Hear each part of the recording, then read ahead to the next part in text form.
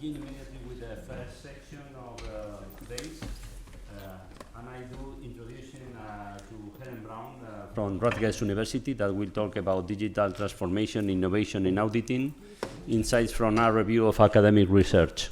So, Helen, thank you very much, and the floor is yours. Okay, thank you. Thank you. Good morning.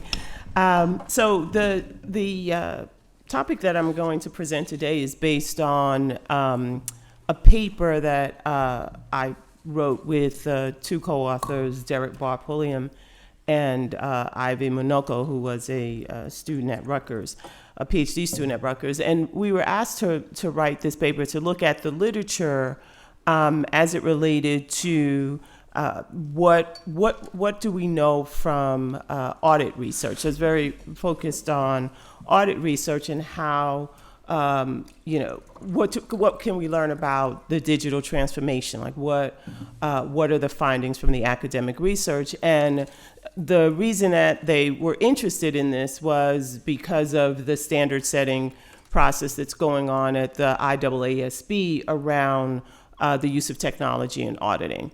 And so what we did is we obviously did a search on the literature and expanded it to even look outside of the traditional accounting journals to find out more about the research that's being done. And surprisingly, we didn't find as much as we thought we would find because, because of the way the journals are, we're not seeing a lot of research in the mainstream accounting journals. And what we do see is a lot of the research. When I went through it, not surprisingly, there was a lot of research from Rutgers people, PhD students and faculty. But we're starting to see what we saw as later, as we went through the years, that we're starting to see more research on it. What we did see was a lot more conceptual papers, a few experimental papers. So I'll walk you through what we found. So I just want to talk a little bit first to kind of... The microphone is working. Yeah, it's working. Yeah. Thank you. So I'm like, did I do something wrong? So to just kind of talk about where the standard setters are. And Miklos said this, and I think most people have probably heard this. If you've interacted with any of the accounting practitioners, they're clearly investing in digital, in emerging technologies and using it to what extent on their audits. I would assume because they're investing in it, they're using it. But to what extent they're using it on, a public clients, we don't know, right? Because we just don't have, it's private information, proprietary information, so we don't know. And I think that's also a limitation with respect to the research that's being done, because you just can't get access to auditors. You can't get the kind of information that you would need to really delve into the impact of these technologies in an auditing, in the audit setting. And a lot of it, I think, is driven by the fact that the perception is that the standards don't allow for it, right? That in full population testing is a perfect example where you are going to have a lot of exceptions. How do you handle those exceptions? And the standards don't really provide a clear path to do that. And so there's a reluctance to really, use it on engagements. At least that's, what we're hearing from practitioners. And so the PCAOB as well as the IAASB, they do have this on their standard setting agenda. The PCAOB has recently issued, a call or a call for comments on proposed standards or for using technology in auditing, or the use of technology in auditing. And I think that call was probably issued, comment letters, request was probably issued sometime early 2022, late 2021. So I would imagine by now it's closed. I haven't seen anything on the final, what they've compiled from the comment letters.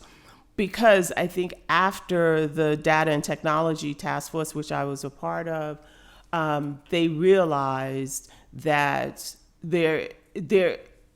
that the perception is that the standards don't allow for it, right? And even though the PCAOB acknowledges, they feel, well, I shouldn't say the PCAOB, when we talk to representatives of on the Data and Technology Task Force and the inspectors, what they're saying in their spotlight is, hey, there's nothing in the standards that prevents you from doing this.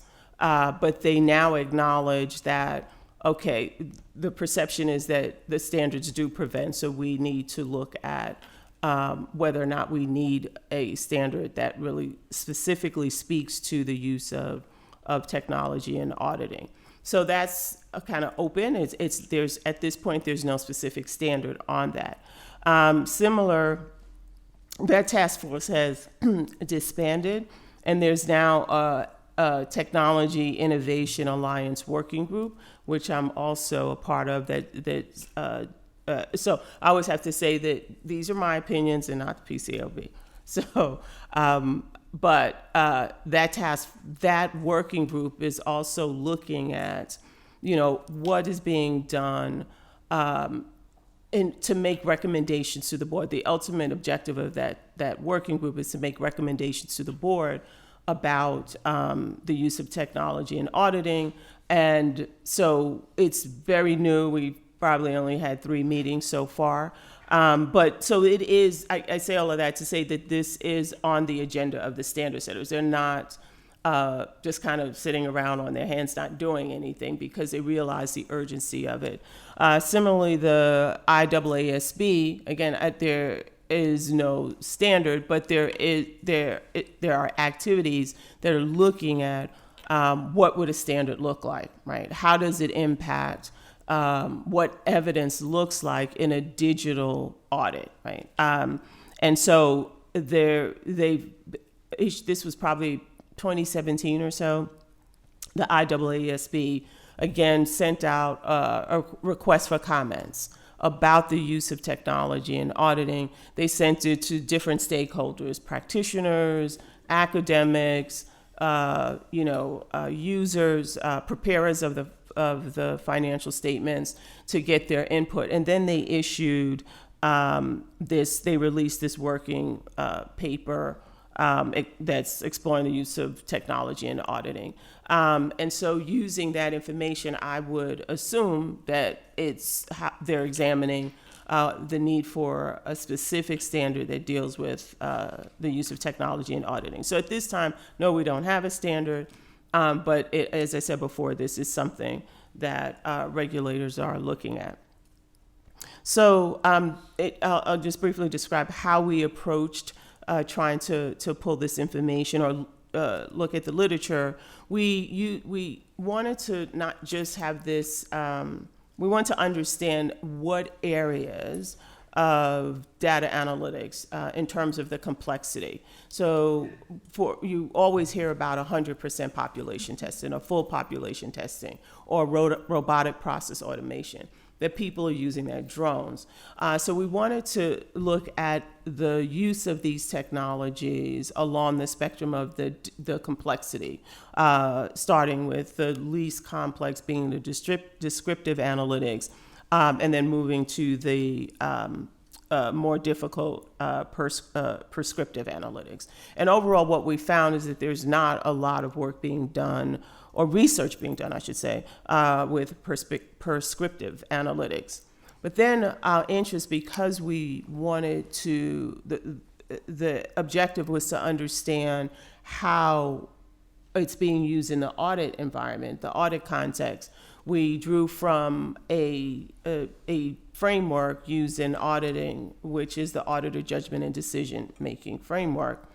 And that framework looks at, basically says, hey, audited JDM is going to be impacted by three factors. Those factors that are unique to the auditor, such as expertise, experience, the the industry experience, things of that nature. So very specific to the auditor. Then there's task specific factors, which deals with the task itself, right? So depending on the complexity of that task is going to have different impact. It will impact auditor judgment and decision making differently. And then environmental tasks, which are things such as the clients, the industry that the auditor works in, the other stakeholders, such as dealing with the audit committee. So we broke it down to look at these three factors, elements of these three factors that would impact auditor judgment and decision making when using technology, and also looking at the types of complexity or the level of complexity of that technology. So I'll talk about a few of the takeaways by each of those different factors, starting with the environmental factors.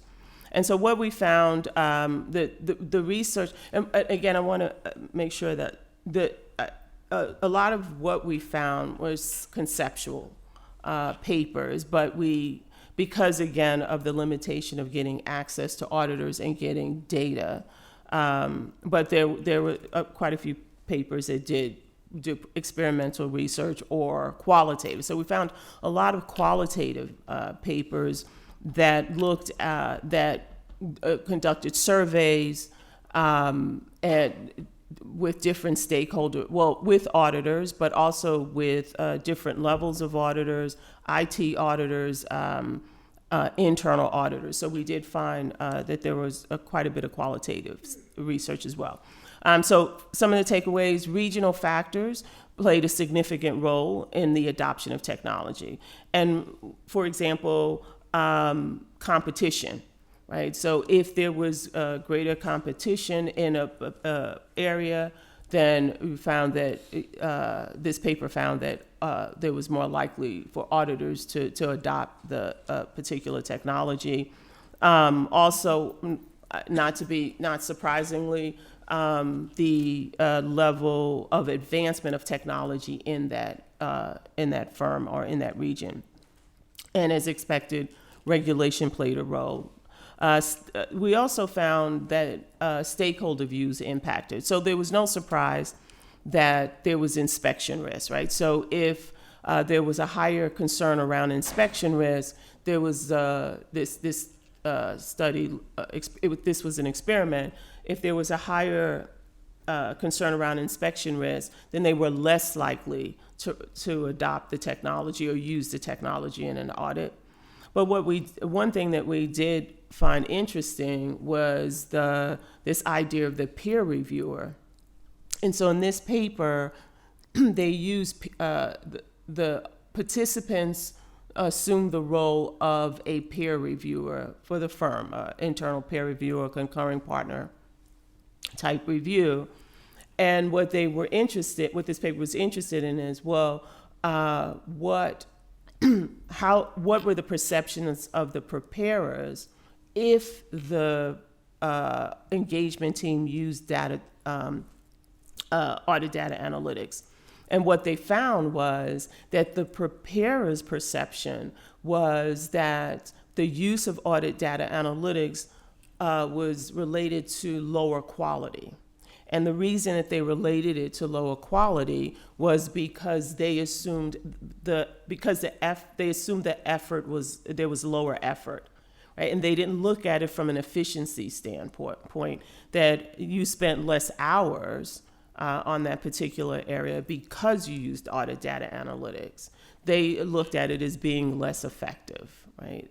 Because you did not spend as many hours as you would spend using a traditional approach, which I thought was really interesting, especially because these participants assumed the role of, the peer reviewer in their firm. We also, no surprise, client expectations and preferences were positively associated with the use of technologies. That we found that, I think this was a qualitative study where they found that people were more willing, or auditors were more willing to use data analytics to evaluate non-financial information. And they also found that it narrowed the expectations gap. Right. And as you know, the expectations gap is what the auditor actually does versus what people or users of the stakeholders perceive the audit to be. And so they found that the expectation gap was narrowed. And no surprise, because of these technologies such as RPA and drones, not necessarily used on more complex areas. We found that there were more studies that examined the use of RPAs and drone technologies in firms, and that the auditors generally had a positive perception of the use of these technologies. What we also tried to do in the paper is, based on each of these areas, identify future research needs, right? Because it's still a very emerging line of research. It's not very mature. It's definitely in the audit space. So a lot of the research focuses on the bigger firms, right? Or using audit participants from larger firms, doing qualitative studies with larger firms. So what we're not seeing is how these technologies are being used, maybe in mid-sized firms, smaller firms, and what the question is: do we end up with a two-tier audit quality, which I don't think anybody wants? Whereas the larger firms obviously have the money to invest in these technologies, so they're doing that to train their people. Smaller firms are likely to buy these off-the-shelf products. And we don't know a lot about what they're doing and how well trained their auditors are to use these technologies. We also need to understand more how the use of these technologies impact different stakeholders in their view of the audit. Does it mitigate the expectations gap on financial statement audits, or does it exacerbate it? Do they assume that because you're using these auditors are using these technologies, they're providing greater assurance, a higher level of assurance? We didn't see a lot of research, except for some of the things coming out, some of the projects coming out of the Rutgers group, a lot of research on cryptocurrencies or blockchain. And those are definitely areas where there's more research that is needed. And with COVID, there's a really good test case, right, to understand how auditors adapted to auditing in a virtual environment. So I know there are a few studies, and I think maybe AJPT, one of the journals, had a call recently for papers and research around audit during COVID. The next area is the person-specific factors, and again, remember, this relates to the auditor themselves. So basically, again, we don't have a lot of research that examines the auditor in that environment and the auditor using the technologies or how their decisions are impacted by that. And I don't know internationally, but in the U.S., we have a real difficult time getting access to auditors. In fact, it's gotten worse. So we don't have the ability to actually examine or interact with the auditors in these experimental studies or qualitative studies. And we've always had an issue getting data from firms. So, but a few experimental studies that have been done have found that, no surprise, inspection risk is negatively associated with the auditor's reliance on ADAs, and this is consistent with the anecdotal evidence that we've seen. I talked about the fact that external reviewers perceive data analytic tools as being lower quality because of the effort. Auditors are more likely to discount computer-generated advice or evidence more heavily than they do human advice. And this was actually a really interesting experiment that was recently published in JAR that looked at a more complex area, which is where you're likely, or where firms are saying that they use AI technology for these more complex areas as opposed to RPA for more structured tasks. And what they found is that auditors there's algorithm aversion. Right? And so because of that algorithm aversion, they're less likely to rely on advice generated by the AI system. I'll move along real fast here. So some of the future research directions is, again, we don't know how auditors are interacting with these systems. And, we need to actually have access to auditors to get more understanding about that. Learning more about the training and processing interventions that can be employed to actually address some of these biases, such as algorithm aversion that, auditors have been shown to display, or people in general. And then also we need to know how we can, how can we improve from an academic perspective, how can we improve the skill set for our students so that they're better prepared to enter into the profession. Some task deals with the task itself, the complexity, for example. We're seeing, Miklos talked a bit about exogenous data and how that can be used to improve, audit outcomes. And he gave the example of it being used, social media data being used in analytical procedures. We already see that it's being used, like RPA and drone technology being used to collect audit evidence.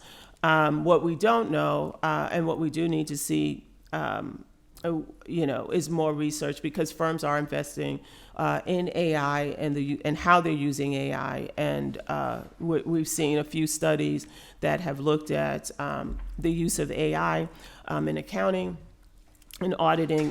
One study Miklos has done, which looks at using machine learning for loss estimates. We've seen studies that have looked at machine learning for fraud cues and questionable financial disclosures.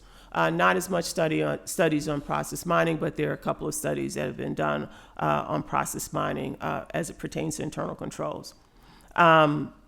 Again, understanding how these technologies are going to have an impact on the nature, extent, and timing of audit procedures, what impact, how do auditors respond in using these technologies, and where does the auditor's responsibility begin and end? So the responsibility gap, and do auditors actually understand where their responsibilities begin and end?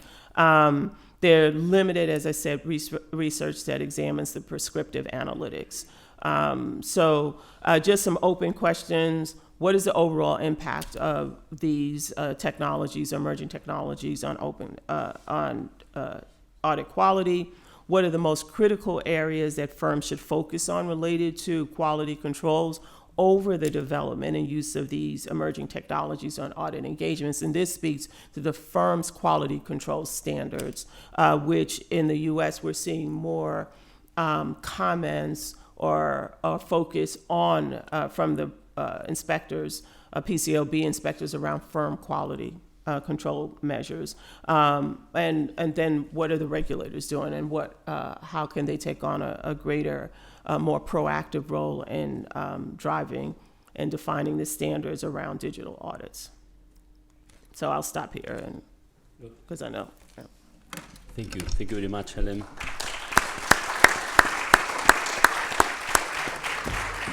And especially thanks also for being on time to have now 5 minutes for questions. So some questions from the audience. Yeah.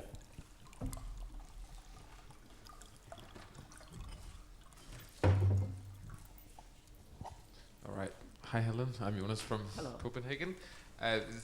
Thank you for the presentation. I'm curious about this algorithm aversion. Can you say a bit more about, are there any characteristics of the person or persons that kind of have these algorithm aversions versus the auditors who don't, and how does that affect, in your mind, the digitization of the field? Right. So algorithm aversion obviously is not unique to auditors, right? Which I actually, found it. I wondered if it was more risk aversion, right? I didn't have access to their experimental instruments, so I don't know if they if they collected any information that would help them tease out the characteristics of the auditor. Like, it was a complex task. I think it was fair value measurement, right? And to what extent were the audit participants, and they had a lot, they had like 170, I think, the audit participants in their study, had they gone through inspections, right, a PCOP inspection, which will increase your risk aversion, right? How confident were they with respect to, I think they did ask a confidence question, but, for that particular task, because that is a more complex task. So the thing that I wonder, because if an auditor, right, auditors are able to kind of, dissect, right? If it's a task that they understand, right, it's curious to me that they would just discount that. And that's why I thought it was more, it could have been inspection risk aversion, but also because they couldn't ask questions, right? And so one of the things that one of Mikelos's former students, Abby, works on explainable AI. And so one of the things we were talking about as we were discussing this particular paper was, would explainable AI address algorithm aversions for auditors, right? Because they're very much evidence-based, right? Because you're gathering evidence. So that's one of the things that I think is, and I know there was a working paper that looked at giving the auditor, additional information around using it, and to try to address algorithm aversion. But I just felt it's a working paper, so I don't know where it's going and at what stage it's in.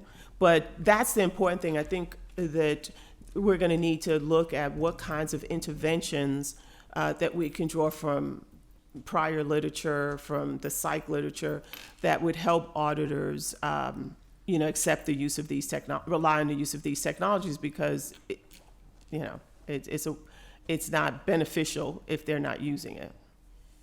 Can I just comment on something you just said? Sure. I think one of the, and this leads to what I'm going to talk next. I think one of the problems we face is that the language academics use are obsolete and don't make much sense. I mean, in a world where these audit participants in this experiment are using Netflix and Google Maps, the idea that they have algorithm aversion is ridiculous, right? I mean, it's just nonsense. I mean, this is language from another time and age when people did not come across algorithms, right? So, yeah, I mean, whatever it is that, I mean, that paper I actually remember long ago, whatever they are facing, it is not algorithm aversion, right? Maybe it's risk aversion. Well, who knows? that's it. So, right, that's the issue. When you're and that's the concern, right? Is that you can only do so much in one experiment, and it's not fair to ask the authors to do everything, try to figure out everything, and so it should lead, and that's what I'm hoping. That's what I think is going to happen with this particular paper, and to have it published is a good thing, because we could start to peel away and figure it out. I agree with Michael, because that was this first thing I said. That's so weird, because these were audit seniors, I believe, so young, right? That's what they grew up with, right? As you pointed out, Netflix, Google. So it's something else. So you have to start to peel back and understand what it really is. And if it turns out that it is indeed algorithm aversion, let's look at what kind of interventions will overcome that. Thank you. Thank you very much. Well, I will propose that to be on time, because we are a little now and we have to catch up, is to invite you in the coffee break to have contact direct with Helen to ask other questions that you could have. And I propose then to move in the next point. We have some delay now, but we can catch up also in the lunch. Probably the lunch instead have 1 hour and a half. That is the normal Spanish schedule. We will reduce a little more probably. Well, it's a joke. Most of my colleagues from Spain have the lunch in half an hour. I like 1 hour and a half anyway.